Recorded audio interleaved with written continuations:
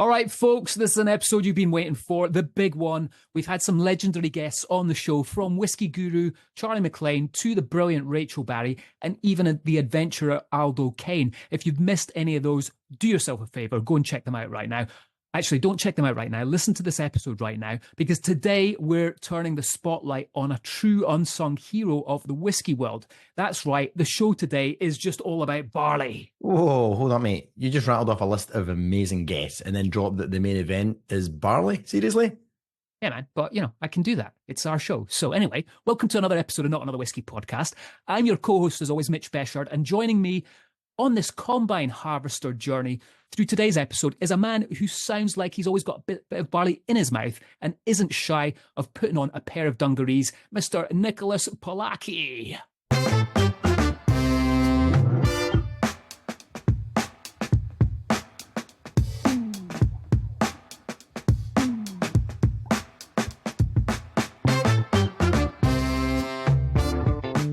All right, so this year we decided that we're going to have episodes where we do deep dives into the finer details of certain aspects of Scotch whisky. And today is one of those topics that's either going to make you love us or absolutely hate us. We'll find out at the end of this episode, right, Nicholas? Absolutely, Mitch. We're going to get down and dirty, rolling up our sleeves and digging into the grain that makes our beloved Scotch whisky and many other whiskies around the world barley. For basically our own educational purposes, let's say ours, I'm really meaning Mitch's here, but we thought we'd broaden our horizons on the subject, and we thought that'd be a lot of fun. So today we've enlisted the expertise of Innes McPherson, a local Speyside farmer who's been farming the land for 75 years, and Mr. Colin Johnston, the sales and marketing manager for Crisp Maltings. Indeedy, mate. I think this was a cool episode for us to put together, because it was like something that we just decided almost last minute. Not that we ever do last minute stuff on this podcast, right? But we chatted about, it'd be good to dig into barley a little bit. Pun intended there. How many puns can we get in this episode? What do you reckon? I'm going to go for 6. I don't know. We're going to plow our way through it. Oh, there's 2. Yes, nailing them.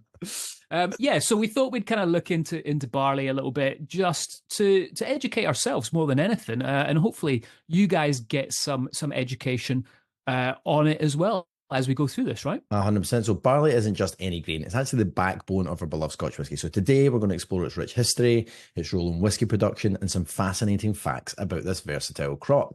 Yeah, so we thought we'd, kind of tee this up a little bit and look at the history and give you guys some fun facts on barley.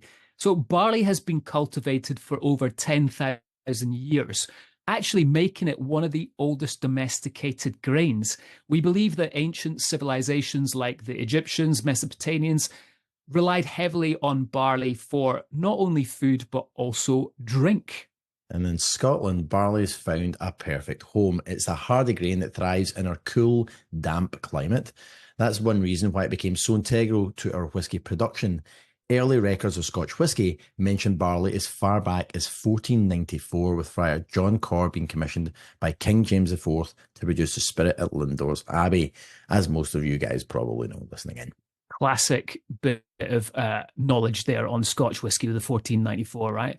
But, when we look at barley as well, we have to remember that it wasn't just used for making whiskey. So, Nicholas, interesting fact for you. I don't know if you knew this or not, but during both world wars, roasted barley was used as a coffee substitute in Italy. And fun fact, ancient Greeks even fed barley to their gladiators as special food to apparently boost their strength before these battles they went into. Is that why you've got such big muscles? Because of all the whiskey you drink? Do you think that works? Does it work that way? I really hope it works that way. Can we all stop going to the gym? Is that the plan? Yeah. Fantastic. The new whiskey gym, right? The new whiskey gym.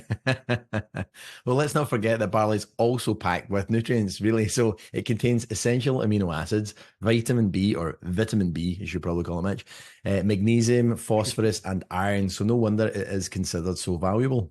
But let's look at why barley is great for whiskey making. The reason is we've got this high enzyme content within it, and these enzymes convert starches into fermentable sugars during the malting process, as I'm sure everyone listening knows.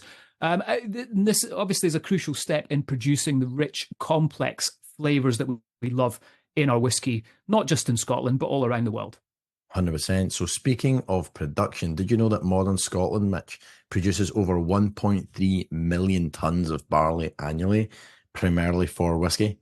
And advances in agricultural technology have vastly improved the yields and efficiency. So basically, how much booze can we make out of every ton of barley that we get? And we're going to dig a little into this. Dig a little deeper. Holy wow! I've not even had a whiskey today, mate. Say, mate. I said I'm going to deep a little digger. Does that count as another pun? Is that pun number 3? I don't know. No, but here's the best part is either you're hungover or drunk because you didn't notice it either. So I'm going to deep a little digger. I'm going to dig a little deeper into this with Colin. Holy heck. Wow. Yeah, Colin's going to be chatting about all things barley when it comes to making whiskey, which is really interesting. We're going to have that a little bit later in the show. But, going back to some interesting facts as well, that this is an interesting thing that I didn't actually realize, but barley is actually environmentally friendly. It requires less water and fertilizer than other grains, and even helps to improve soil health by preventing erosion, which is a new one on me. Barley has also got some amazing health benefits that we've listed already, but these are a few of the highlights of what barley can give you health-wise. So it can significantly reduce cholesterol levels, lowering obviously the risk of heart disease. It has a high fiber content, promoting healthy digestion. The soluble fiber in it can manage blood sugar levels, which is beneficial for those with diabetes or a risk of developing diabetes. So, I mean, essentially, barley is really a super grain, right? It's like the Swiss Army knives, if you will, of grains. I'm not sure. What do you think, Nicholas? Do you think these benefits transfer into whiskey? I'm not sure, but, as we always say as ambassadors, don't let the facts get in the way of a good story, right? Actually, especially for the Scottish contingent that are listening in here, anything to help reduce your cholesterol levels for heart disease. This truly is something that disproportionately affects people in Scotland with heart disease. So are you trying to say we're all a bunch of fat bastards over here? Your words, not mine. But you did talk about diabetes, Mitch. I always say that you've got diabetes because you don't sugarcoat anything. But for the best, there you go. I'll let you steal that one for later. There you go. I like that one.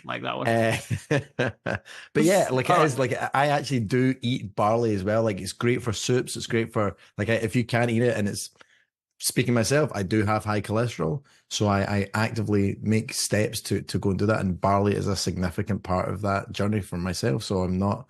There you go. I'm happy to share that with the world. Actually, one more fact. Can I just say as well, cutting away from the bar, you're looking good today, mate. You got your little vest on there, little vesty number with the guns out and the tattoo showing. I do. It's no sleeve Saturday for me, and my sleeveless vest has the Golden Girls on it. So, show me that. I want to see that. Let's get a little selfie of that and put it on the Instagram. Hands up if you want to see Nicholas Polacki wearing a vest with the Golden Girls on it. I think I'm up for that.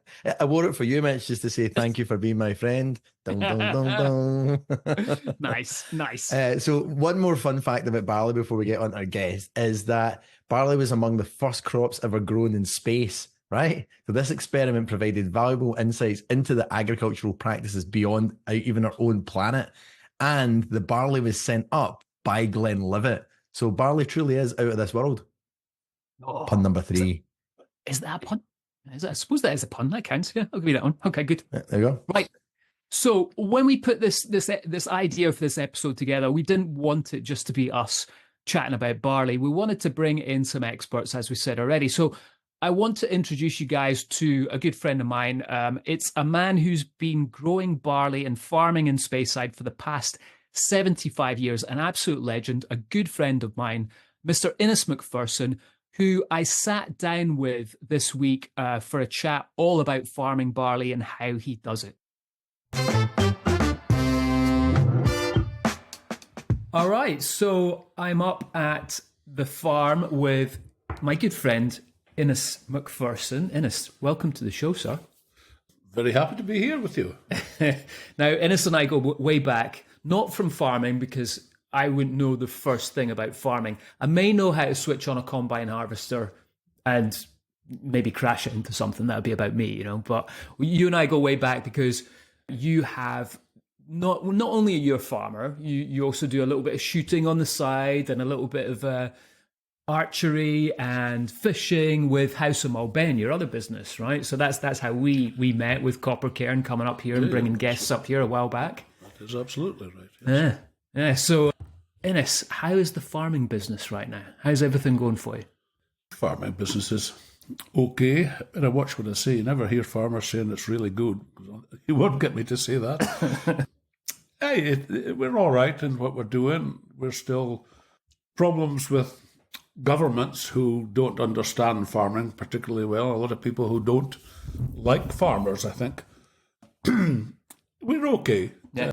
We've changed our farm around quite a bit. We used to have a lot of cattle and sheep, and we're now really grain growers, but have diversified personally into other businesses. Certainly when BSE came back in 96, I think it was, cattle prices went down. We weren't allowed to export anything. And I always said the old thing that a cow will eat you out of your farm, because you've got to not only feed her in the winter time, which means using acres that you've got in the summer to make winter food, you then have to graze the old cow in the summertime. So it's grass, and cows like to get big and fat. And we have gone out of cattle, although we have bed and breakfast cattle, which means that our cattle sheds are still being used, and we're producing dung to put back onto land as a fertilizer. But they're other people's cattle, and it's like a bed and breakfast. The owner of the cattle pays for the bed, we provide the straw, but he pays us for feeding them, he provides the food, and in back we get some money for having them, and we also get all the dung back onto the ground, which is good for it. Bed and breakfast cattle. Never heard of that term before. That's interesting. Well.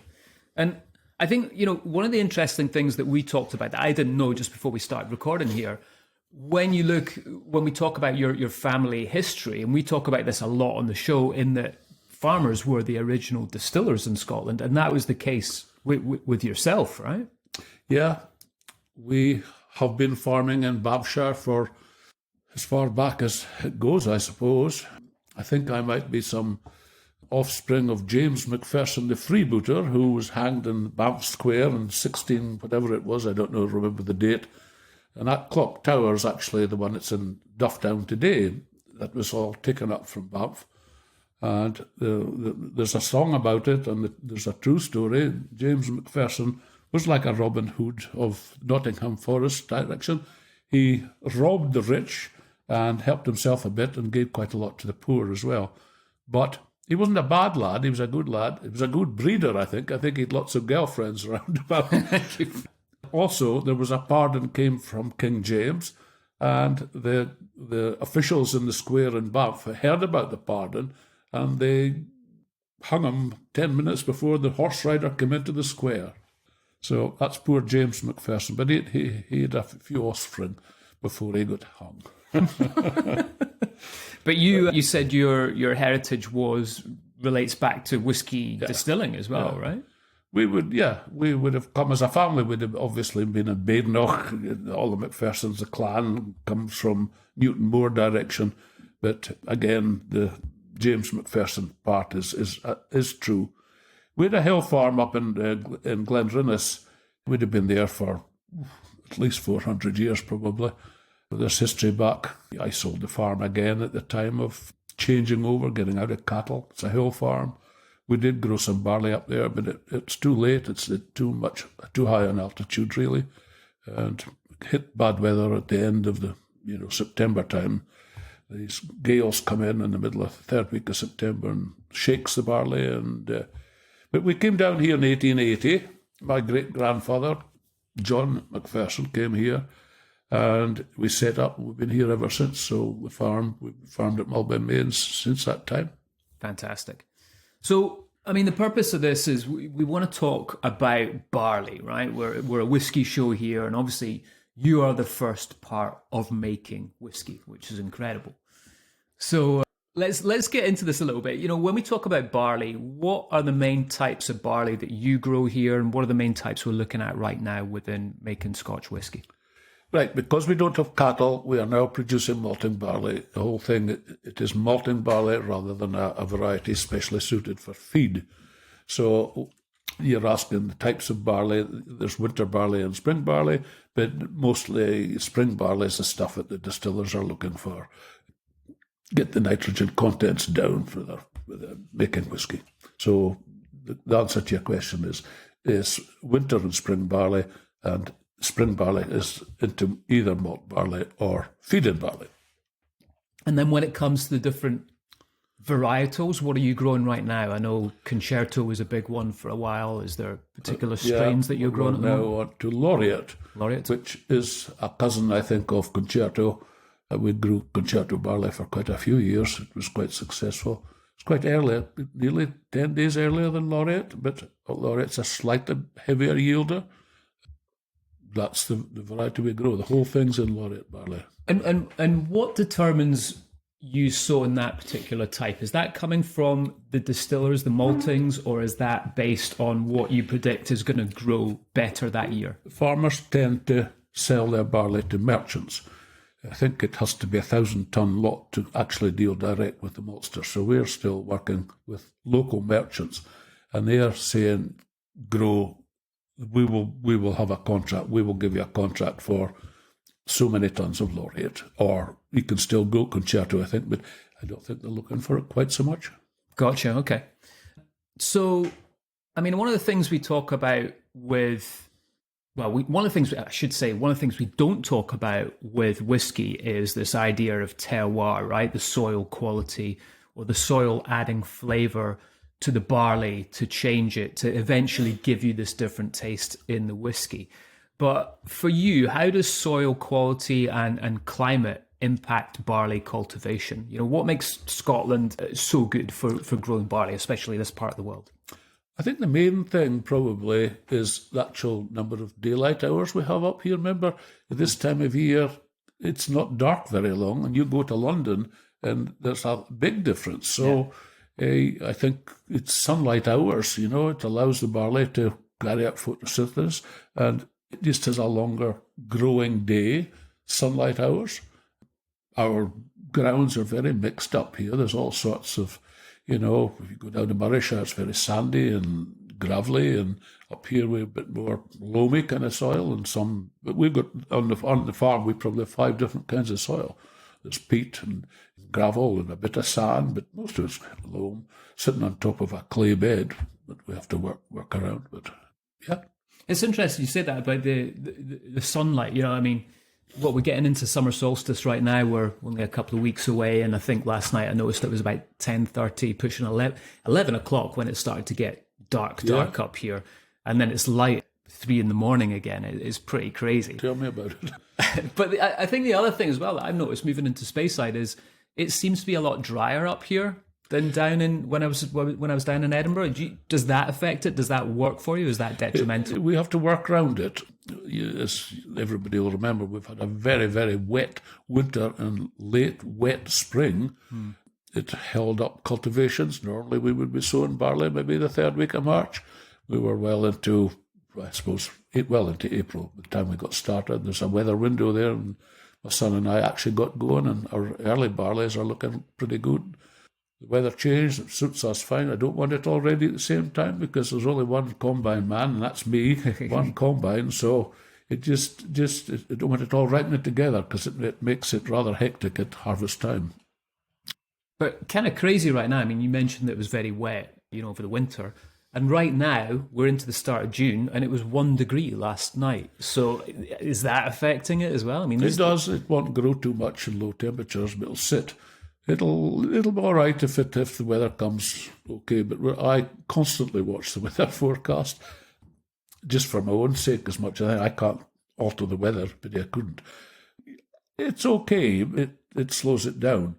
We had a late spring, and we had a lovely spell of weather, and the barley got going, and it's been catching up, probably slightly later than normal still, but we don't want this cold snap to continue. For sure. And you know, you said you've been farming for 75 years in this. What have you noticed? Have you noticed a big change in the weather? Do you think we are seeing this climate change? Is it affecting how we're growing barley in Scotland? I think of late, the biggest change I have seen is there are little windows of weather that we get, and we have to make use of them. When David and I, my son, and I start sowing, it's not, we'll have a cup of coffee and get going at 9 o'clock in the morning. If it's dry, we're both up at meeting at the farm, get the tractors going at 5 o'clock in the morning, and we're still going late at night because it seems to be more extreme spells of weather. There's no happy medium. You know, right now we're just saying it's well cold for the average temperature. And the next thing, maybe next week, with a little bit of luck, we'll be saying it's well too hot. Yeah. But we're lucky in this area. Barryshire is very prone to drought because of their sandy soils. They'll be happy. It'll a wee bit warmer down on the plains of Barryshire. Hey, they'll be okay. There's plenty of moisture for them. There's often, in the last 3 years, they've had a drought, and it does make a difference to their yields. Our ground up here, I mentioned earlier, we've got a clay base. It holds the moisture a bit better. I don't mind if it doesn't rain much before Christmas, in fact, but I've no control over that. Yet. We'll see how that goes. I mean, so again, on that note, what have you seen changes in sort of advancements in barley breeding and sort of generic research over the time? Have you noticed that? Well, that must have been a big part of what you're doing? When I was a kid, that's a few years ago now, we used to grow oats only. We weren't producing anything in this part of the world for malting barley, for the maltsters, for the distilleries. There were no maltsters in those days. Remember, the distilleries did it on their own. Right. So we were growing oats to feed to cattle. And that stopped. And we did grow barley. And I remember finding in the field at the back of my house here, bindering barley, but it's a great long barley. And in those days, it was cut semi-green, and you put it into a stook, and you allowed it to ripen in the air, growing, and then it was put into a stack, and it would be combined, or not combined, but milled throughout the winter time. Sometimes again, that was mostly feed barley for feeding to cattle, and I suppose you're talking about the biggest difference that I have seen is the length of the barley. The breeders all these barleys that we're growing today are called dwarf barleys. It's not native natural barley, and they've bred into it with a short straw, because now it's combined. And combining means you're doing the whole process in a 1 hour on a nice summer's day with the grain at a certain moisture, and none of this waiting for it to dry off in the stook anymore. There's not nearly so much straw. The old days, it would have been very, very prone to lodging, which is the English terminology for going flat. When we talk in this part of the world, we don't want barley to go flat, because it's hell and all for the combine to pick it up again. Yeah. And it's very difficult to get it to dry. Yeah, see, that's it. I said this to someone recently. I was like, I remember being younger and running through barley fields, and it was a lot taller. And they're like, no, you're just bigger now. Arguably, not that much bigger. But, well, one of the things that they've bred in is this dwarf barleys that we're growing, and they don't grow that tall. And the reason for that is that we just don't want them to go and lie down. Yeah, yeah. And do you think that's to do with climate change as well, with regards to the weather getting a little bit more severe and blowing over? I don't think that. I think there was always a possibility of barley going flat with the weather. I don't think that's climate change, but it would be ongoing that we won't go back into long, tall barley because it will, especially in the kind of climate we get, heavy rain. I've seen hail and God knows what all before we combine sometimes, and it just flattens the crop. Yeah. I mean, in your opinion, what challenges have we got right now, and what are the solutions for sustainable barley production? Well, we're very lucky to have a very good plant breeders in this country who keep us well up to date. In the old days, I remember growing a variety called Golden Promise, which was a wonderful malting variety, but it was very, very low yielding. We were very happy if we got 1.5 tons, I suppose, was a really good yield. Now we're doubling that with other varieties we're getting. The other thing we were sort of talking on weather was you've got to watch the breeders are knocking out traits like even the dwarf barleys that were growing, like Laureate and Concerto, you've got to watch they don't brackle. When they're ripe, the head of the barley, when it's green, is like that, and it when it's ripe, it falls the other way completely. And some varieties break off if it gets really too dry, and you can lose the whole head. So we don't want that brackling effect. The size of the grains to do with things. They've built in certainly a higher yielding, disease-resistant barley, and also ones that are low nitrogen, obviously, for the distillers. And we chatted just briefly before we started recording this, Innes. What are the challenges you're having right now as farmers? What are we seeing in the UK and sort of worldwide with what you're doing? Well, the climate, we've kind of touched on that already. I think that there just seem to be weather windows of either extreme weather, either too wet, too dry, too cold, too hot. If we could just get a happy normal, we need to phone up Richie Sunak in Westminster and just tell him to get the weather just in a nice plane of niceness for us. But not even he can do that. We just have to work through these weathers. As I say, watch the forecast and see what's happening in the future. It looks like going down today, we say, right, good weather coming. We need to gear up and get ready for the 4th of July or whatever it is. Get going. Just work through these windows. It's the same at harvest time. If the barley's dry, if it's whatever it is, I think it has to be below 18% or something to sell to maltsters.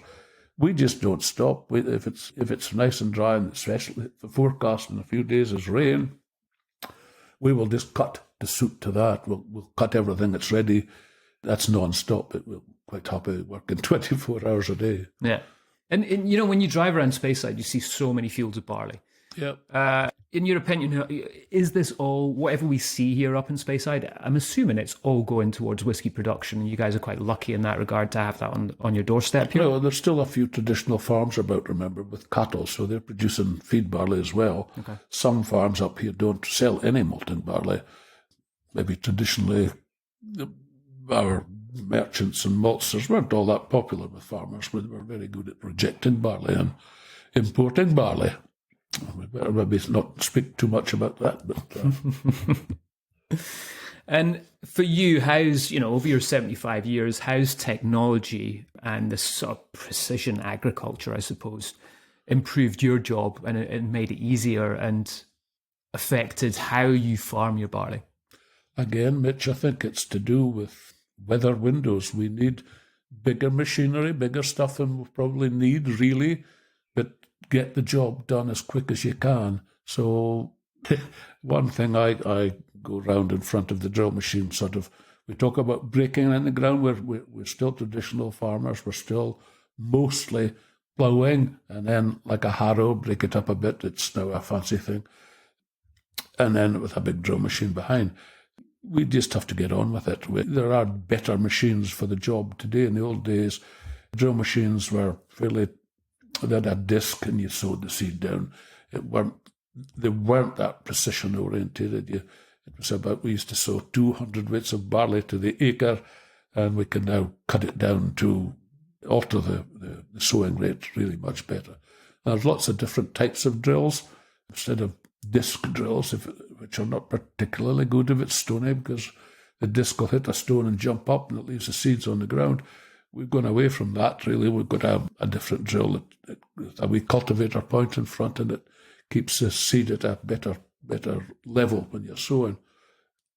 Machinery, also both the tractors have got satellites on the roof. You don't even have to steer the thing. If you set it up, it's set for the width of we have a system of paddle rollers and rollers, so you're compacting, breaking up the clods, but also breaking it up for the drill. And I try and get 4 or 5 hours in front of the drill and let it dry off a bit. And I sit in the tractor and press a button and the things. There's not so much overlapping, not so much tramping the ground. Compaction is less because of the satellite on the roof. It guides us. They're very, very accurate, especially in the old days. Remember planting potatoes.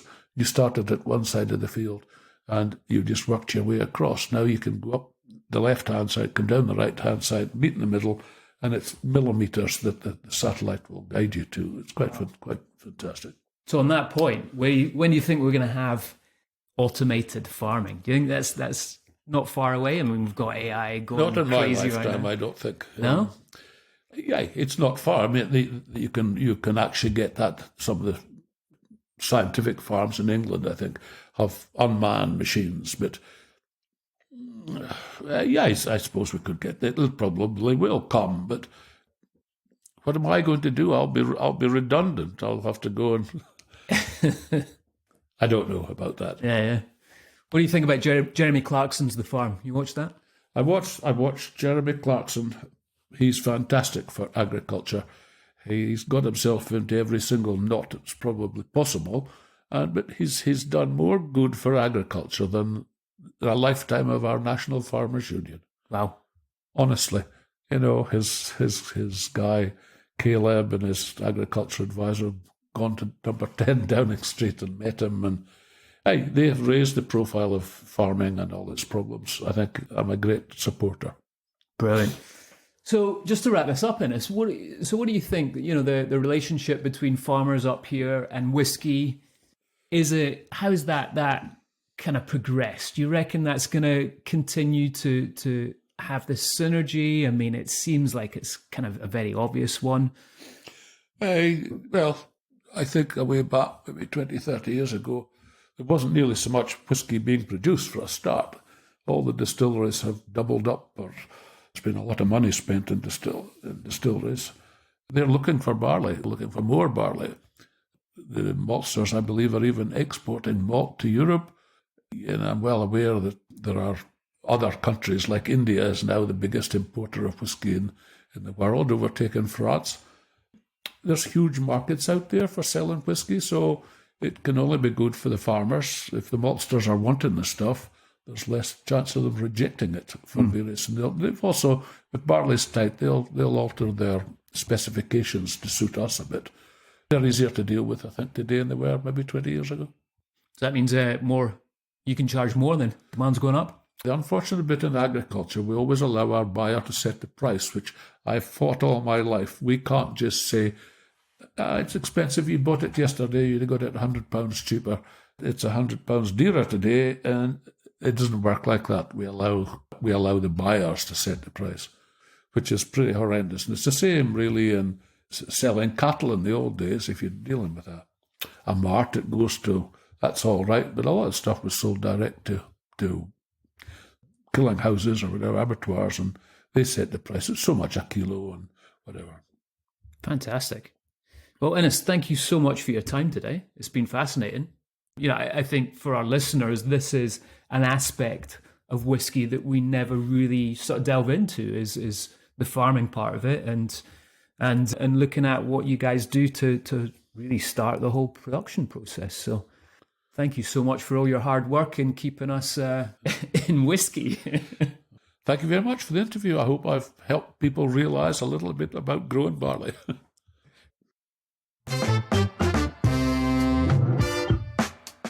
All right, so I'm up at the farm with my good friend, Innes McPherson. Innes, welcome to the show, sir. Very happy to be here with you. Now, Innes and I go way back, not from farming, because I wouldn't know the first thing about farming. I may know how to switch on a combine harvester and maybe crash it into something. That would be about me, But you and I go way back because you have... Not only are you a farmer, you also do a little bit of shooting on the side and a little bit of archery and fishing with House of Malben, your other business, right? So that's how we met with Copper Cairn coming up here and bringing guests up here a while back. That is absolutely right. Yes. Yeah. So, Innes, how is the farming business right now? How's everything going for you? Farming business is okay, but I watch what I say. You never hear farmers saying it's really good. You won't get me to say that. We're all right in what we're doing. We're still problems with governments who don't understand farming particularly well. A lot of people who don't like farmers, I think. We're okay. Yeah. We've changed our farm around quite a bit. We used to have a lot of cattle and sheep, and we're now really grain growers, but have diversified personally into other businesses. Certainly when BSE came back in 96, I think it was, cattle prices went down. We weren't allowed to export anything. And I always said the old thing that a cow will leach you out of your farm, because you've got to not only feed her in the winter time, which means using acres that you've got in the summer to make winter food, you then have to graze the old cow in the summertime. So it's grass, grass, grass, and cows like to get big and fat. And we have gone out of cattle, although we have bed and breakfast cattle, which means that our cattle sheds are still being used, and we're producing dung to put back onto the land as a fertilizer. But there are other people's cattle, and it's like a bed and breakfast. The owner of the cattle pays for the bed, we provide the straw, but he pays us for feeding them, he provides the food, and in back we get some money for having them, and we also get all the dung back onto the ground, which is good for it. Bed and breakfast cattle. Never heard of that term before. That's interesting. Well. And I think, one of the interesting things that we talked about that I didn't know just before we started recording here, when we talk about your family history, and we talk about this a lot on the show, in that farmers were the original distillers in Scotland, and that was the case with yourself, right? Yeah, we have been farming in Babshire for as far back as it goes, I suppose. I think I might be some offspring of James McPherson, the freebooter, who was hanged in Banff Square in 16, whatever it was, I don't know, remember the date. And that clock tower is actually the one that's in Dufftown today. That was all taken up from Banff. And there's a song about it, and there's a true story. James McPherson was like a Robin Hood of Nottingham Forest direction. He robbed the rich and helped himself a bit and gave quite a lot to the poor as well. But he wasn't a bad lad, he was a good lad. He was a good breeder, I think. I think he had lots of girlfriends around about. Also, there was a pardon came from King James, and the officials in the square in Banff heard about the pardon, and they hung him 10 minutes before the horse rider came into the square. So that's poor James McPherson, but he had a few offspring before he got hung. But you said your heritage relates back to whiskey distilling as well, right? We would have come as a family. We'd have obviously been in Badenoch. All the McPhersons, the clan comes from Newton Moor direction, but again, the James McPherson part is true. We had a hill farm up in Glenrinnes. We'd have been there for at least 400 years, probably. There's history back. I sold the farm again at the time of changing over, getting out of cattle. It's a hill farm. We did grow some barley up there, but it's too late. It's too high an altitude, really. And hit bad weather at the end of the September time. These gales come in the middle of the third week of September and shakes the barley. But we came down here in 1880. My great-grandfather, John McPherson, came here, and we set up. We've been here ever since. So we've farmed at Mulben Mains since that time. Fantastic. So, I mean, the purpose of this is we want to talk about barley, right? We're a whiskey show here, and obviously you are the first part of making whiskey, which is incredible. So let's get into this a little bit. When we talk about barley, what are the main types of barley that you grow here, and what are the main types we're looking at right now within making Scotch whiskey? Right, because we don't have cattle, we are now producing malting barley. The whole thing, it is malting barley rather than a variety specially suited for feed. So you're asking the types of barley. There's winter barley and spring barley, but mostly spring barley is the stuff that the distillers are looking for. Get the nitrogen contents down for their making whiskey. So the answer to your question is winter and spring barley, and spring barley is into either malt barley or feed-in barley. And then when it comes to the different varietals, what are you growing right now? I know Concerto was a big one for a while. Is there particular strains that you're growing now on to Laureate, Laureate, which is a cousin, I think, of Concerto. We grew Concerto barley for quite a few years. It was quite successful. It's quite early, nearly 10 days earlier than Laureate, but Laureate's a slightly heavier yielder. That's the variety we grow. The whole thing's in Laureate barley. And what determines you sowing that particular type? Is that coming from the distillers, the maltings, or is that based on what you predict is going to grow better that year? Farmers tend to sell their barley to merchants.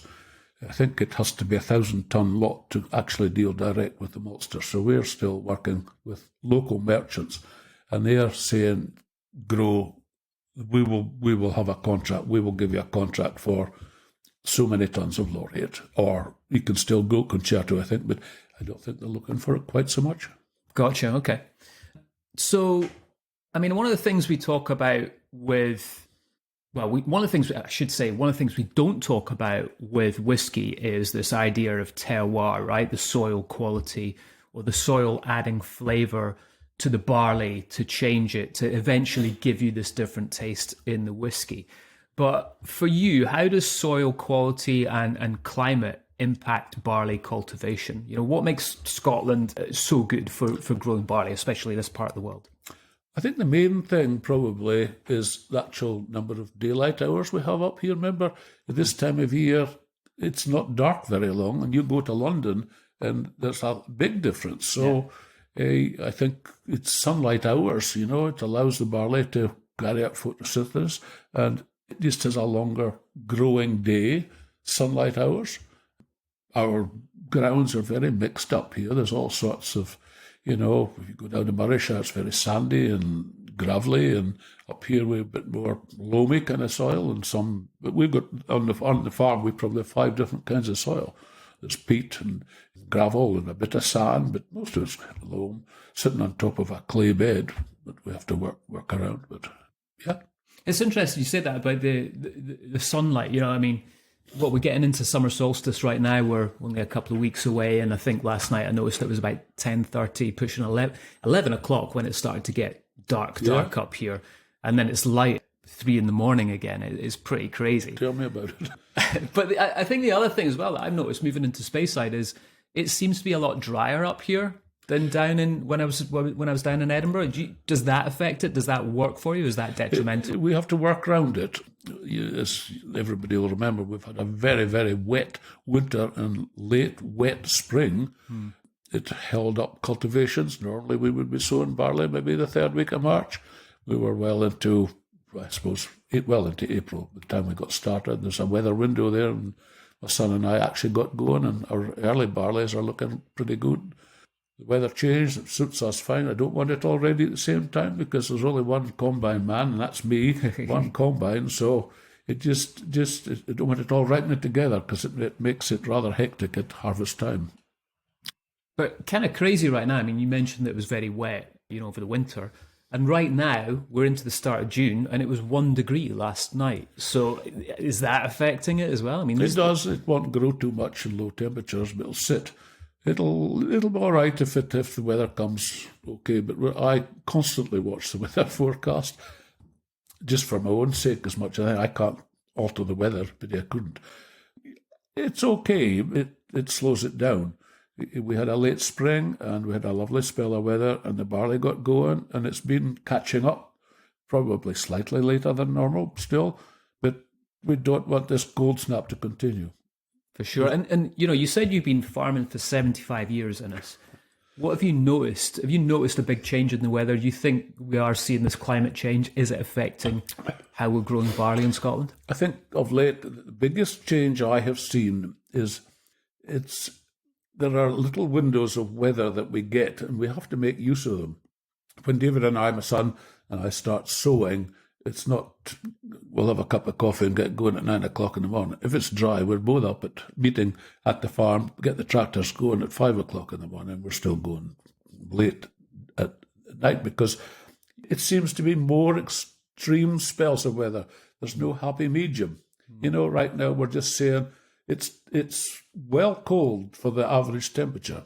And the next thing, maybe next week, with a little bit of luck, we'll be saying it's well too hot. Yeah. But we're lucky in this area. Murrayshire is very prone to drought because of their sandy soils.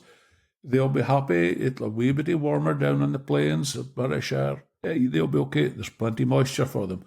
There's often, in the last 3 years, they've had a drought, and it does make a difference to their yields.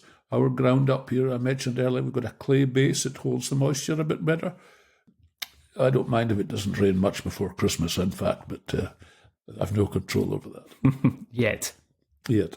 We'll see how that goes. I mean, so again, on that note, what have you seen changes in sort of advancements in barley breeding and sort of generic research over the time? Have you noticed that? That must have been a big part of what you're doing? When I was a kid, that's a few years ago now, we used to grow oats only.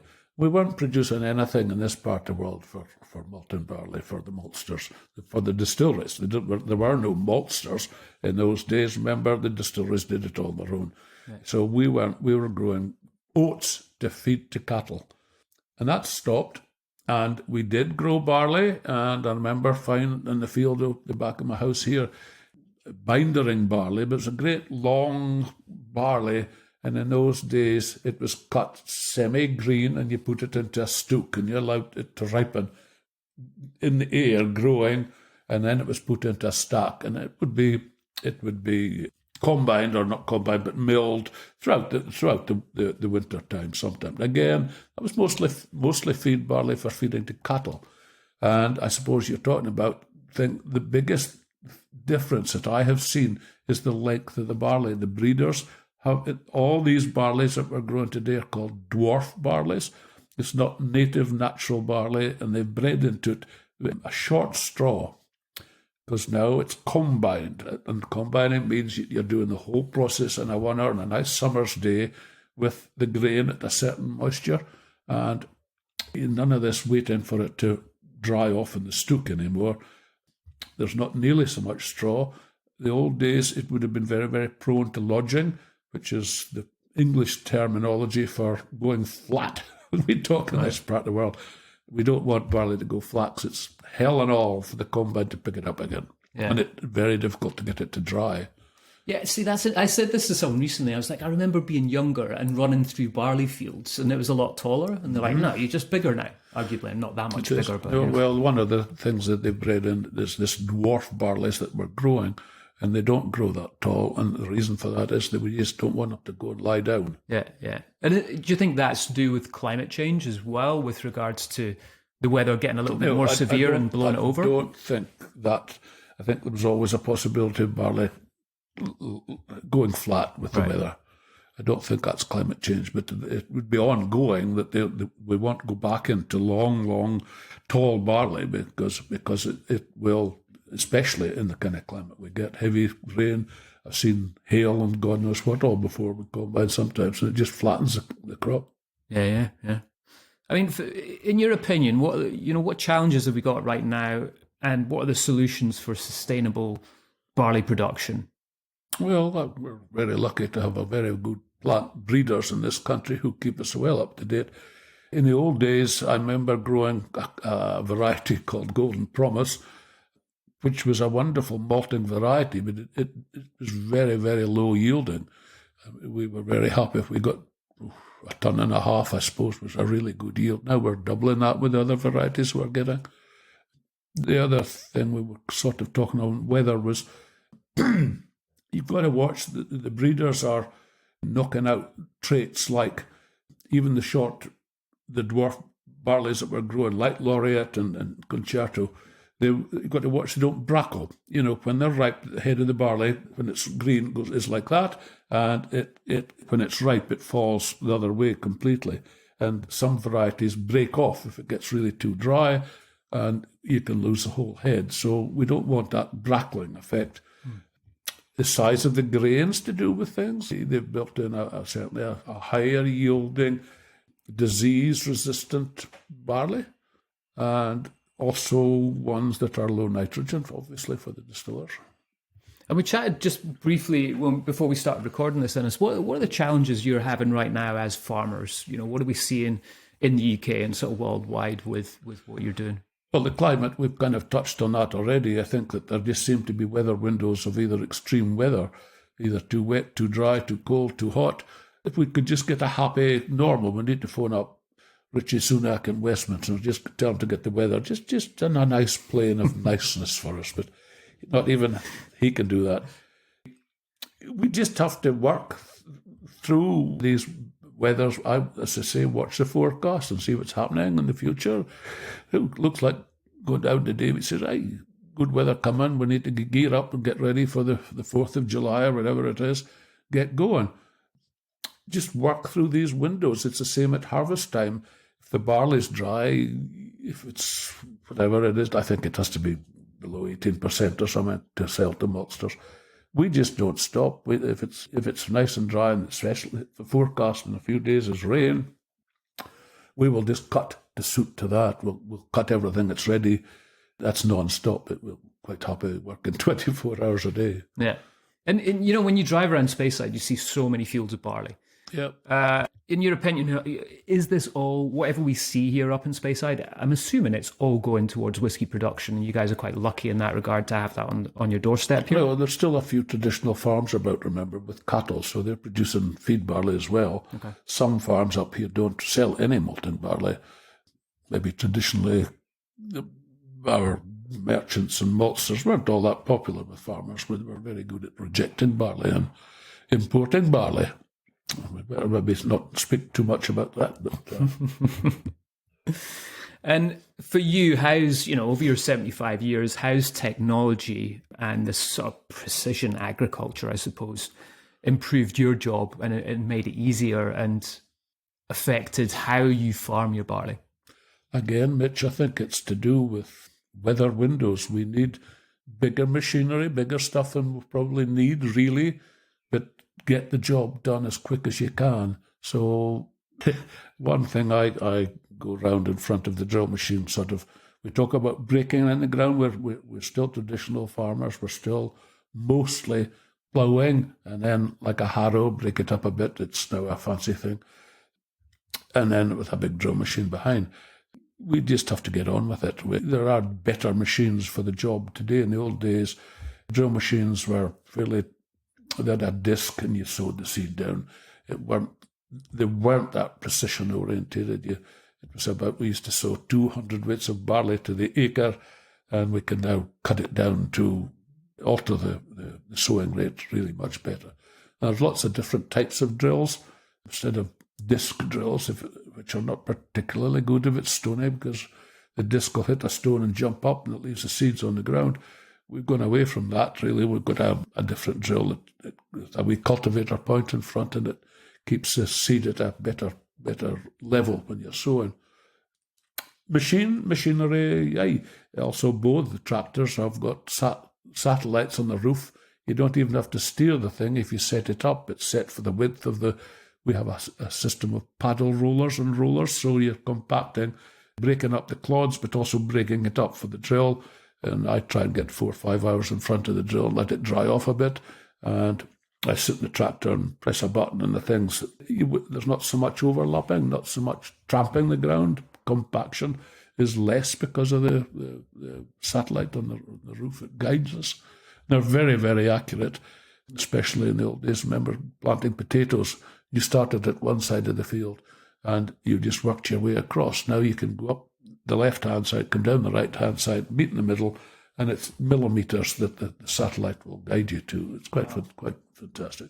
So on that point, when do you think we're going to have automated farming? Do you think that's not far away? I mean, we've got AI going not in crazy my lifetime, right now. I don't think. No? Yeah, it's not far. I mean, you can actually get that. Some of the scientific farms in England, I think, have unmanned machines, but I suppose we could get that. It probably will come, but what am I going to do? I'll be redundant. I'll have to go and I don't know about that. Yeah. What do you think about Jeremy Clarkson's The Farm? You watched that? I watched Jeremy Clarkson. He's fantastic for agriculture. He's got himself into every single knot that's probably possible, but he's done more good for agriculture than a lifetime of our National Farmers Union. Wow. Honestly, his guy, Caleb, and his agriculture advisor gone to number 10 Downing Street and met him, and they have raised the profile of farming and all its problems. I think I'm a great supporter. Brilliant. So just to wrap this up, Innes, what do you think, the relationship between farmers up here and whiskey, how is that kind of progressed? Do you reckon that's going to continue to have this synergy? I mean, it seems like it's kind of a very obvious one. Well, I think way back, maybe 20, 30 years ago, there wasn't nearly so much whiskey being produced for a start.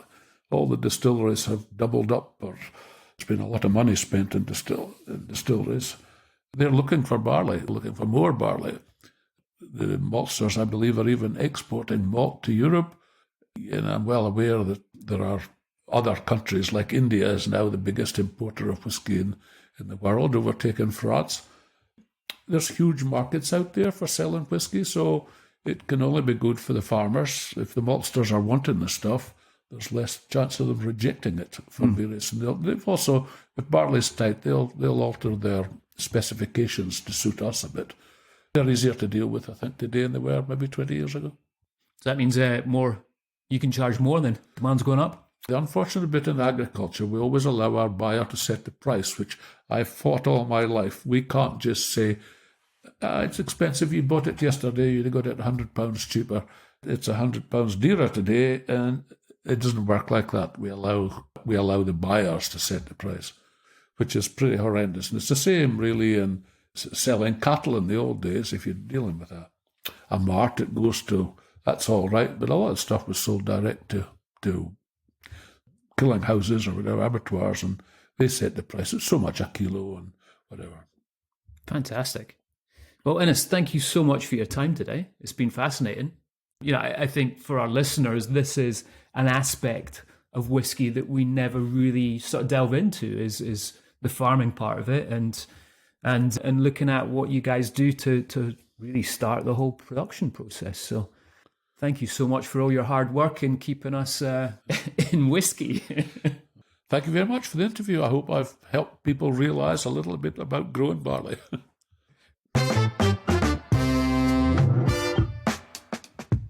Mitch, that was an absolutely killer interview. He's a wealth of knowledge. I could barely contain myself. Oh, nice. No, I do. I love Innes, man. And, like I said at the start of the interview, we use Innes a lot for shooting. We take guests up there on his land and do some clay pigeon shooting. Yep. And he's hilarious with them as well, Innes's health and safety part of going, and bear in mind, we've got proper shotguns shooting clays. And he just goes, this is the dangerous part. Don't point it at me. And that's the health and safety part of Innes's shooting. It's brilliant. That's brilliant, mate. But do you know what I really love about this is like agricultural aspect of whiskey making. This is the thing that's really interesting to me. I talk about it every day, right? So agriculture, almost all whiskies in the world are rooted in the agriculture of the land. So outside of Japanese malt whiskey, which import about 99.9% of all the malted barley because they don't grow malted barley to make malt whiskey in Japan. But if you think about the agricultural aspect for Scotch whiskey, it starts with farming, it begins there. And if you think about it, even for American whiskies, corn is the backbone of American bourbon by law. That's because that's what the farmers there are growing.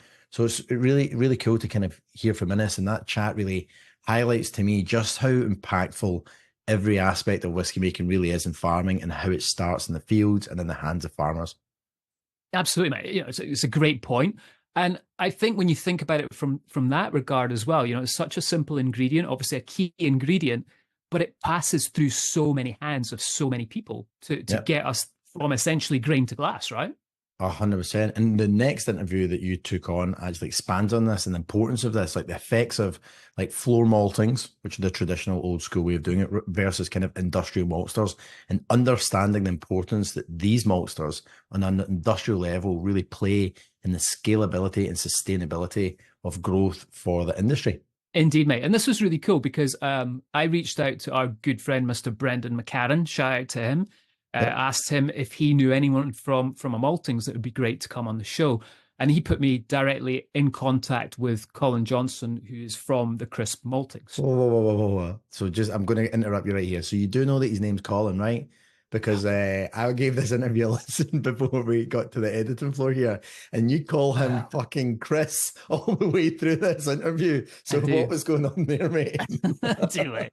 I felt so bad because, I think I start off and I called him Colin, right? And then you do. For some reason, I just kept calling him Chris for the rest of the fucking interview. And I'm gonna kind of try and firstly, Colin, so sorry, man, so sorry. Because like right at the end of the interview, Colin goes to me, you do realize you're calling me Chris all the way through that interview, right? And I was like, oh, but he said there's two reasons, right? And he said, people call me Chris all the time. He says he thinks it's because he works for the Crisp Maltings. Yeah. There's another reason in that I'm a complete idiot. And the third reason was because I was very hungover that day. And we chatted there this you day. go. But, dude, here's the thing, right? It wasn't even a bad hang. It wasn't a big night drinking. It was one of those nights where I had like 4 fucking drinks and I woke up feeling like I'd just done a massive session. So anyway, that's my excuses out the way. Colin, again, really apologize for calling you Chris all the way through this. But we'll run the interview now. Colin Johnston from the Crisp Maltings. Yeah, and just to be clear, we're going to leave it with all the edits as in. Like, we're not going to do it, mainly because number one, we're so authentic, like we want it to be just real. And number two, we're too fucking lazy to edit out all Mitch's mistakes. Isn't that right, Michael? I mean, Mitch. Yeah. Thanks, Penelope. All right, here's Colin now. All right, first off, Colin, can you just tell us a little bit about your background and your role at Crisp Maltings? Sure, no problem. My name's Colin Johnston. I'm the Sales and Marketing Director at Crisp. So I've been at Crisp now for, it'll be 8 years this year, but I've been in the industry, so the brewing industry principally, before that, so total 15 years. So yeah, I did about 7 years production, mostly in breweries in Glasgow, large and small. And then I moved across into sales at Crisp 8 years ago, initially starting out as a kind of territory manager, visiting breweries and distilleries in Scotland and the north of England, and then sort of, taking on a kind of leadership role with craft beer, and then moved into this sales director role about a year and a half ago. Fantastic, man. Well, welcome to the show, and thank you so much for joining us today. It's great to have you on. Thanks for having me. Absolutely, yeah, great. Absolutely. Looking forward to it. So I think one of the things, like, we'll jump in here first straight off, right? For some of the listeners that may be aware of the floor maltings that we have in Scotland, but may not be aware or haven't been to an industrial malting, can you give us a little bit of shine a light on how that process is and what it entails within whiskey production? Sure. So yeah, the vast majority of malt these days is made on a more industrial scale. But it's quite interesting in that, the method of making the malt is really no different between the floor maltings and the industrial maltings. It's really just the scale and the technology and the number of people that are involved. Instead of turning it by hand, you're turning it by machine, those sorts of differences. So the fundamentals remain the same. Steeping, germination, and kilning, the 3 key stages of the malting process. So steeping is actually pretty similar between floor malting and industrial. It certainly is in our experience. Maybe it would be a little bit different at somewhere like Balvenie, where they would just put it in a big stone trough and kind of drown the barley for a couple of days. There's a bit more to it than that at the industrial scale, where we're blowing a lot of air through it to oxygenate the water. We're also using what's called broken steeping, where we'll wet the barley, but then we'll drain that water off. And we do that a series of times to give it a bit of a rest. Barley doesn't like to be waterboarded, so nobody does. So if you want to give it a bit of a rest between successive drownings. And how long's that? Sorry to interrupt. Yeah. How long's that process? Because I know when you mentioned Balvenie there and going back to their floor maltings, they're about 3 days. Is that about the same with you guys, or is it a bit shorter? No, it's much, much shorter in the industrial process. And it's because we're doing that kind of broken steeping process where we're these successive wet and dry periods that we'll be doing. How long does it take? About a day to a day and a half, something like that. And the key aim there is to hydrate the grain. So we've dried it down at harvest to about 12% moisture. We want to get up to sort of 45% moisture. And we do that through this wetting process. To wake it up, essentially, then move it across to germination. And germination, that's a big, big difference between floors and conventional.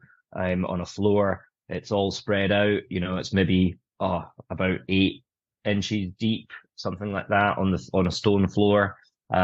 just air moving across the top of it. Whereas in a germination vessel, you've got a really big, deep bed, well over a meter, and that grain kind of gets turned by machine to stop it all clumping together, and it's in a big kind of stainless steel sort of cylindrical system, and the series of screws go around to turn it. Whereas that's all done by hand in the floor maltings, so much more labor intensive. And what else do we do on the industrial process? Yeah, go on. in that part of it, how what kind of size are we talking here? How many tons are you putting in there at a time? Yeah, so the batch size is hugely different. So we still have a traditional floor maltings at our main site down in Norfolk at Great Ryborough. So we can compare the two systems down there. Our floors total capacity for a single batch is 18 tons. We'll produce 18 tons of malt, and that's split across 3 different floors.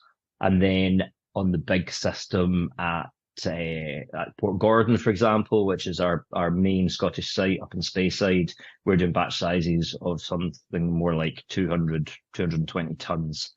So it's slightly different scale for sure. Yeah. And much more labor intensive as well on the floors, because you're having to do all that hand turning. And on the big germination vessel, you're getting all this air movement as well. A tempered air gets driven through the grain bed, again, to make sure that it's respiring and it's getting that oxygen, and the CO2 is getting driven off. So it tends to be a bit of a shorter process as well on the industrial system. So you're looking at more like probably 4 days kilning, 4 days germination, something like that, 4 to 5 days. Whereas on the floors, it might take an extra couple of days, depending on the time of year as well, and the temperature and all that kind of stuff, which is much harder to control on a floor maltings compared to the industrial process. And then final stage is kilning, where we've got to dry it down, extract that moisture again once it's gone through that whole kind of transformation phase during the germination.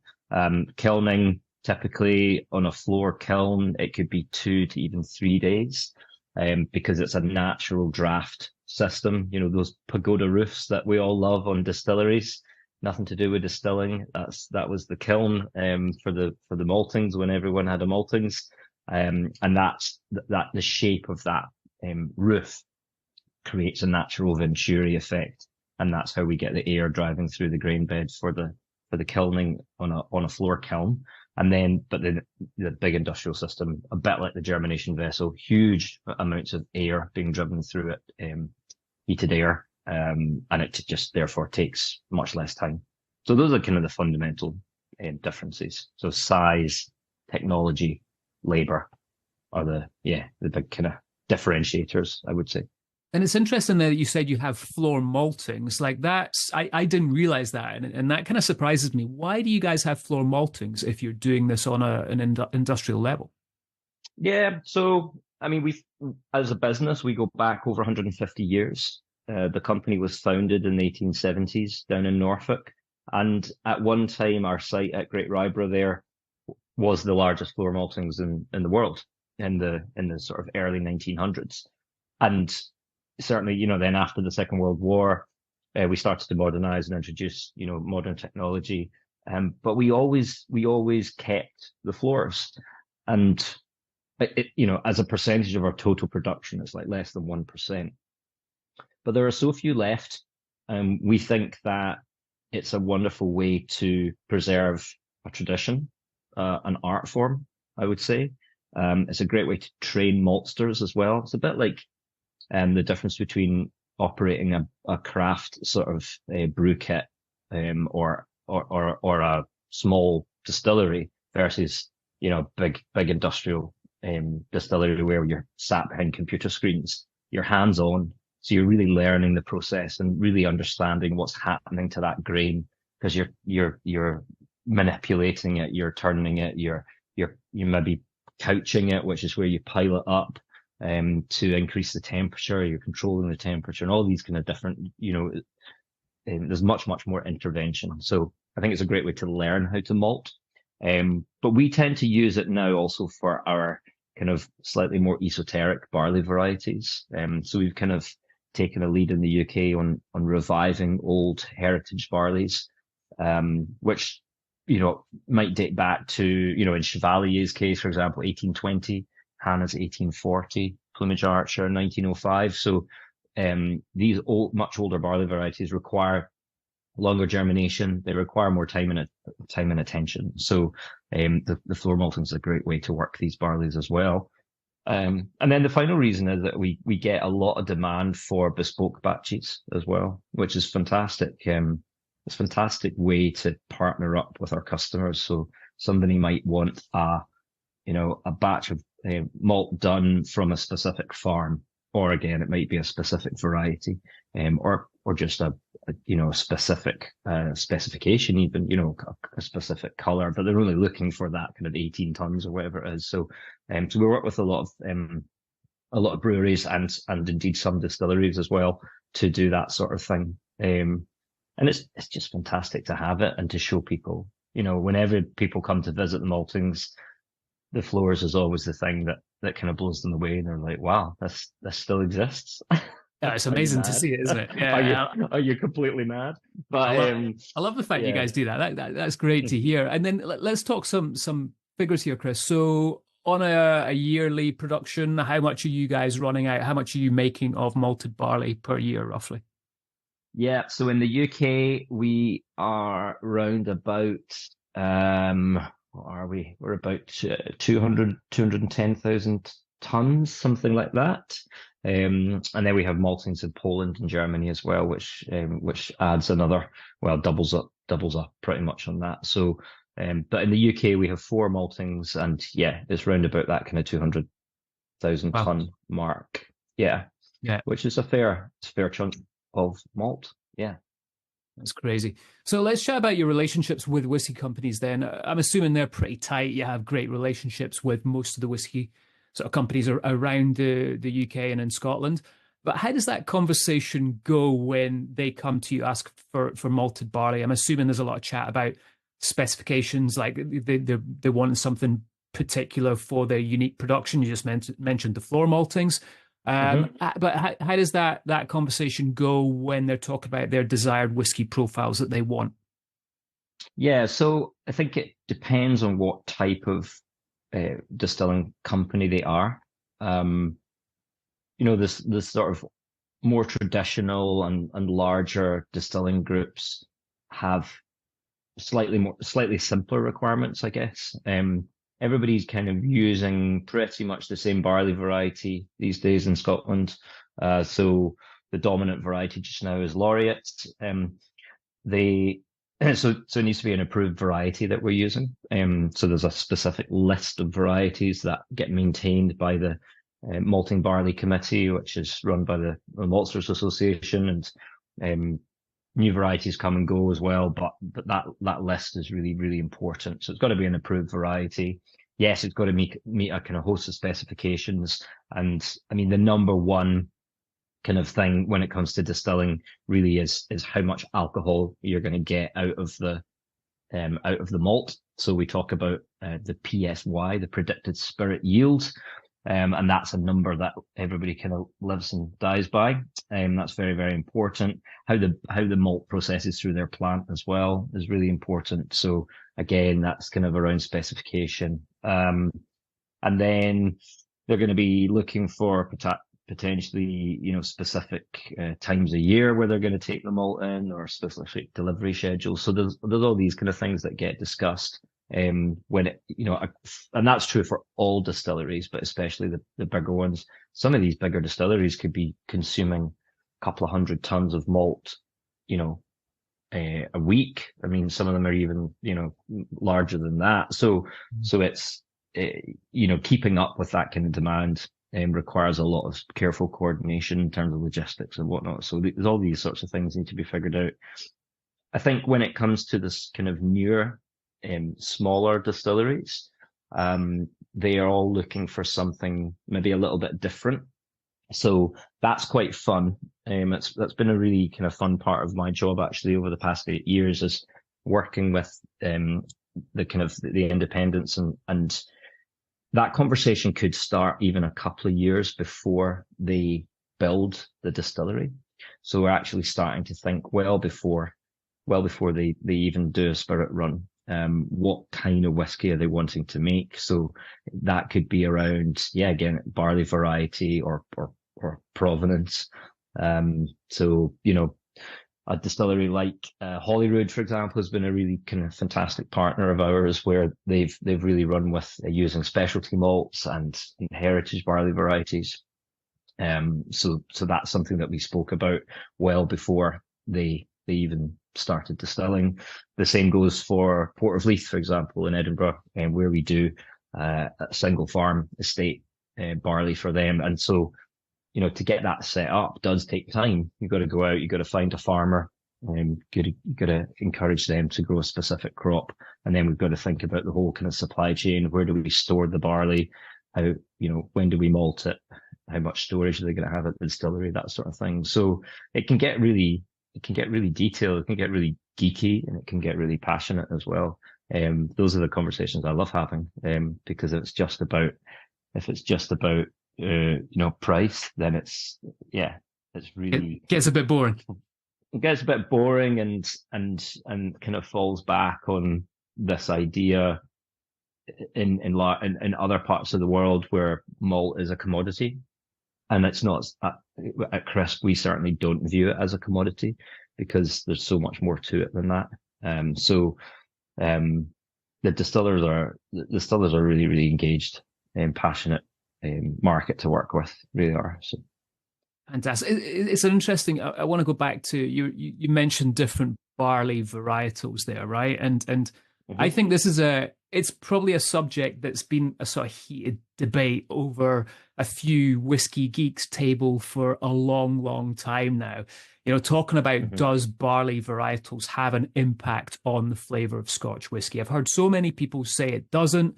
I've heard some of the smaller guys say that it does, and it's a huge impact. That's why they're doing it. What's your opinion? What's your take on that? It's you're right. It's a really interesting topic. I think that the modern varieties are all quite similar. So if you look at the kind of the genetics of the modern varieties and the ones that are kind of, coming into the system as well, that are maybe at the approval process, the approval stage, they all tend to be kind of quite closely related. So Laureate, for example, just now, the dominant one, well, that's a daughter of, it was a cross of Concerto, which was the previous popular big variety. And then, some of these new ones that are coming in are Laureate crosses or Diablo crosses or Sassy crosses. So I think when the genetics are quite similar, then there is not really any discernible difference in flavor. And to be honest, given how risk averse the Scottish industry generally is, they wouldn't want there to be a difference in flavor, because big distilleries are going to be taking malt from 2, 3, potentially even 4 malting companies at different times throughout the year. You don't want your malt to taste different. You don't want that the variety, even if it is a different variety, and it might be, because it's not just Laureate that's being planted in Scotland. There are these other ones like Diablo and Sassy. Then you don't want there to be a flavor difference, and that's something that's been quite deliberate, I would say, in the industry. However, when you look at barley varieties that have a distinctly different kind of set of genetics, then you start to see differences in flavor. And I can absolutely say that 100% cast iron, because I've tasted new make and aged spirit from some of these heritage varieties that we have, for example, in different countries, different distilleries, different still types, and there are common kind of flavor profiles, characteristics that come through from some of these older varieties. So I think when you've got distinctly different barley varieties, then you do see a difference. But then you've also got to, you've got to mature that in a certain way as well to let that shine through. If you're just going to crowd it out with I don't know, could be virgin oak or gonna cover it with sherry, then it's not going to shine through.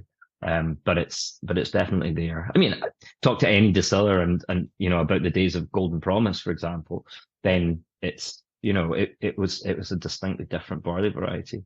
And interestingly, in the 1960s, Maris Otter, which is now, I guess, considered to be a kind of heritage variety, but still very, very popular with breweries all over the world. That was being used in Scotland. Hundreds of thousands of tons of Maris Otter was being sent up from East Anglia up to Scotland in the 1960s, because there wasn't really particularly reliable barley being grown in Scotland at the time. It's very, very different these days. The Scottish barley industry is absolutely fantastic. So, why did whiskey taste different back then? Well, I think the varieties absolutely had a part to play in that. There were many other factors as well, but yeah, variety is important when it's distinct. Yeah. Yes. Yeah.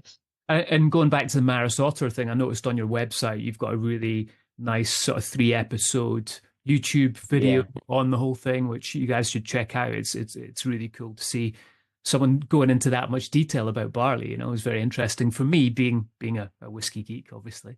But yeah, no, that's really interesting to hear, Chris. It's fascinating to hear your take on that. Moving on with you guys at Crisp, what are the biggest challenges you face within the malting process, especially when doing it on such a large scale? I think working with the crop. So the crop changes year to year, obviously, and each harvest brings its own challenges. So the weather is getting less predictable. Let's put it that way, put it mildly. And so, that therefore presents challenges in the crop. So it could be the way that the grain stores protein, for example, or nitrogen we talk about in the industry, but and the nitrogen level has a big bearing on how the barley malts and what yields you might get out of it, spirit yields you get out of it. How it might process through the plant as well.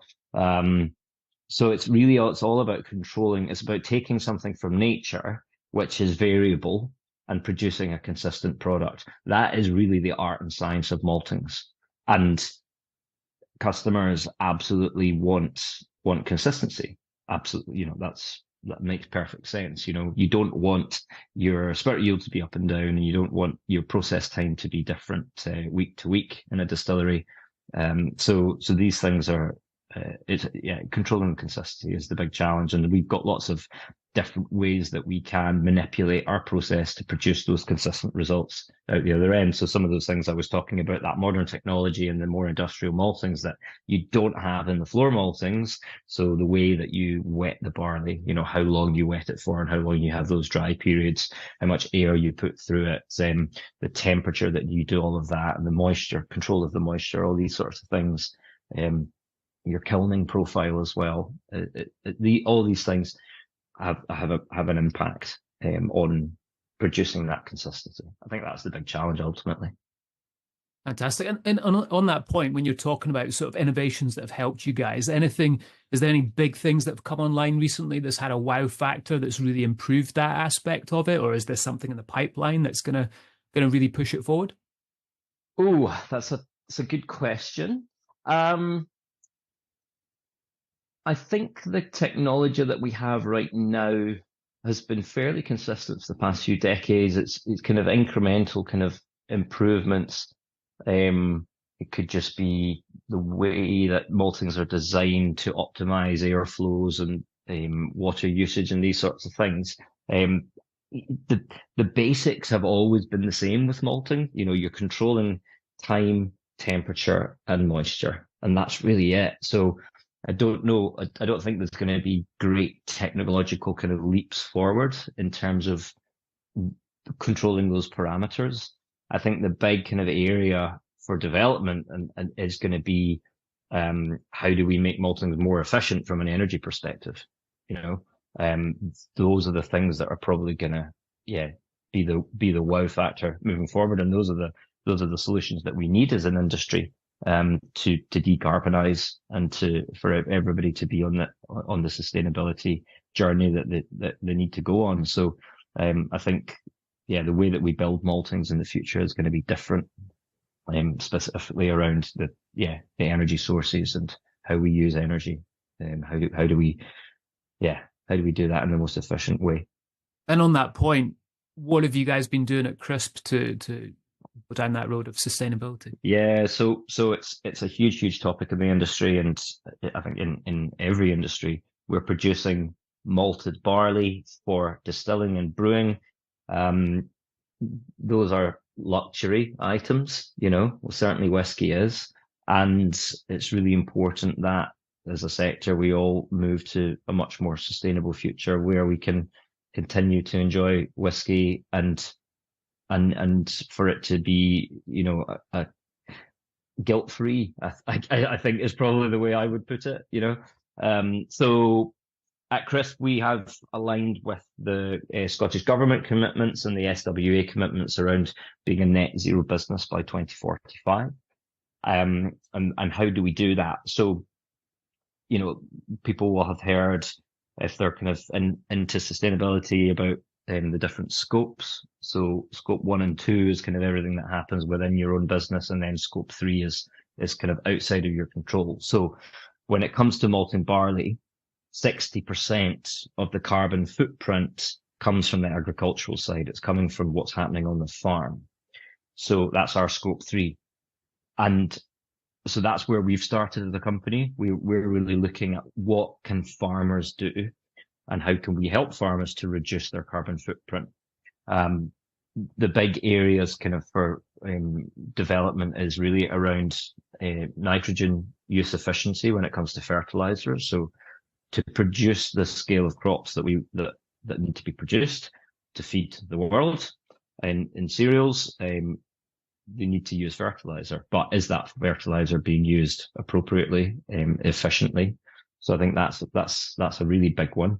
And then you're going to hear increasingly more and more people talking about regenerative agriculture. Now, there's not really one definition of regen ag, but we've kind of latched on to a definition which has been kind of developed by the Sustainable Farming Initiative. So which is really says that there's a couple of different areas that you can work on when it comes to regen ag. So people will talk about cover cropping, about trying not to disturb the soil. So this idea of no-till or min-till, which doesn't work in every area. It's quite hard to do actually up on the kind of sandy soils in the north of Scotland, for example. People are looking at biodiversity, looking at soil health or soil organic matter, and all these sorts of different things that kind of coalesce. If you can demonstrate that you're improving these things year on year over a 2-year period, then there's this kind of badge of becoming a regenerative farm. So all those things that I've talked about there can all benefit reduce your carbon impact as well. So there's a lot really that can happen in agriculture. There's a lot of pressure on farmers to start doing these sorts of things. And there's quite a lot of incentives there from the government as well. At least there is for now. How long those will last, we're not quite sure. And there's a lot of pressure from the distilling companies on us to work with the farmers as well to make all this happen. So it's only really going to work with everybody working together to really look at what are the best solutions within specific areas of the country to reduce the carbon footprint of agriculture. That's our scope 3. Scope 1 and 2 is what we do inside the business. Malting is a very energy intensive process. We got to dry things at harvest, then we store them, and then we get them wet, and then we dry them again at kilning. So there's a huge amount of energy, air being moved around, right now dominantly gas being burned to do the drying process as well. So when it comes to our scope 1 and 2, it is really going to be about investing in new technologies. So we are, for example, now looking at the design of a new site in Scotland. We're proposing to build a 120,000 ton new maltings in in Scotland, just next door to our current site at Port Gordon. And for that site, we're going to really be looking at, what are the best available technologies for us to be able to reduce our carbon footprint, and become a more sustainable company. So I think really Scope 1 and 2 is going to be about investment. It's going to be about renewing malting sites throughout the country. And then Scope 3 is about working with farmers. So we're very much on both of those journeys just now, to become a more sustainable business. Fascinating. Well, Chris, I mean, thank you so much for coming on the show. I think it's always great to hear from someone like yourself. And I suppose it's like a hidden part of the production process of Scotch whisky when we talk about these big maltings that we have in Scotland. Yeah, it's a bit of a kind of unsung part of the industry, really. Yeah.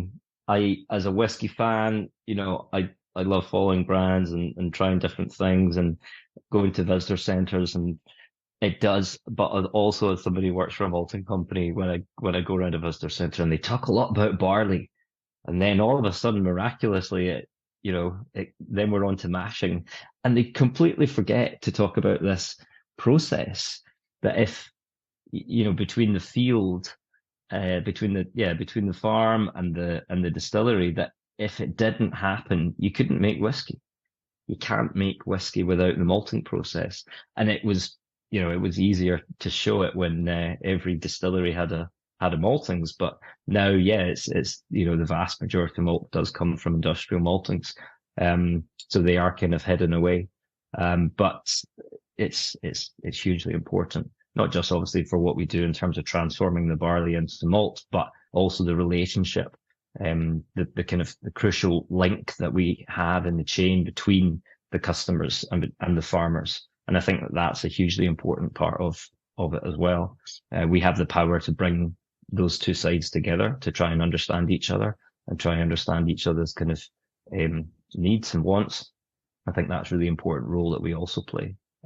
So 100%. I love showing people around the maltings. We're not open to the public, but certainly when we have customers come round, it's great. We're all very, very passionate about this part of the industry that we work in. So I wish more people knew about malt and what we do and the hugely important part that it plays in the whiskey industry in Scotland.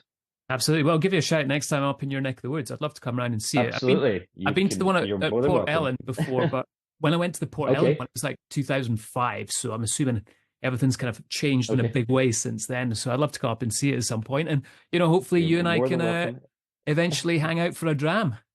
Absolutely. Yes. Yeah. Well, there are certainly a few distilleries up near the maltings anyway, up in Speyside. So yes, a few places to go visit for sure. Absolutely. Please. All right, Chris. Well, thank you again so much for your time today. Great for you to come on the show. And again, thank you. Cheers, Mitch. Bye.